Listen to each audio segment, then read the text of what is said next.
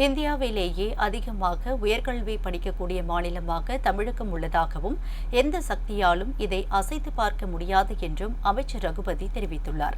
புதுக்கோட்டை மாவட்ட நிர்வாகம் சார்பில் நகரமன்றத்தில் 8வது புத்தக கண்காட்சி இன்று தொடங்கியது.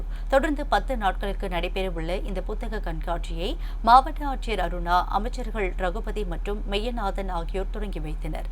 அரசு விழாவில் சினிமா பாடல்கள் ஒலிக்கக்கூடாது என்று விதி இருந்தும் அமைச்சர்கள் முன்னிலை பள்ளி மாணவ மாணவிகளின் பரதநாட்டிய கலை நிகழ்ச்சியில் சினிமா பாடல்கள் ஒலிக்கப்பட்டது சிறிது நேரம் சலசலப்பை ஏற்படுத்தியது.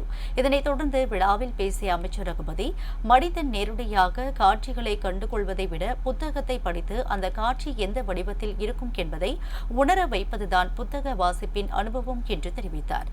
தமிழகத்தின் உயர்கல்வியை எந்த சக்தியாலும் அசைத்து பார்க்க முடியாது என்றும் அமைச்சர் ரகுபதி கூறினார். எந்த ஆண்டிலும் எந்த காலத்திலும் இல்லாத வளர்ச்சியை உயர்கல்வியிலே இன்றைக்கு தமிழ்நாடு பெற்றிருக்கிறது என்று சொன்னால் அதற்கு அடிப்படை காரணம் ஆரம்ப கல்வியிலே நாம் செலுத்திய கவனம். அதை யாரும் மறந்துவிடக்கூடாது.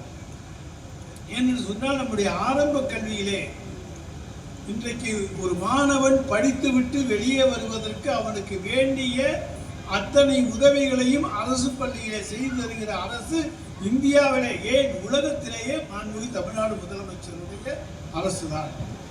காலை உணவாக இருந்தாலும் சரி, மதிய உணவாக இருந்தாலும் சரி, புத்தகங்கள், நோட்டு புத்தகங்கள், பாட புத்தக பைகள், புத்தக பைகள், ஷூ, பேனா இப்படி எடுத்துக்கொள்ளுவையானால் அத்தனையும் தந்து அவர்களை படிக்க வைத்து ஆரம்ப கல்வியிலே இன்றைக்கு அடித்தளத்தை இன்றைக்கு ஸ்ட்ராங்காக இன்றைக்கு ஃபவுண்டேஷன் அடித்தளம் இன்றைக்கு மிக ஸ்ட்ராங்காக போடப்பட்டு அதன் மீது இன்றைக்கு உயர்கல்வி எழுப்பப்பட்டிருக்கிறது.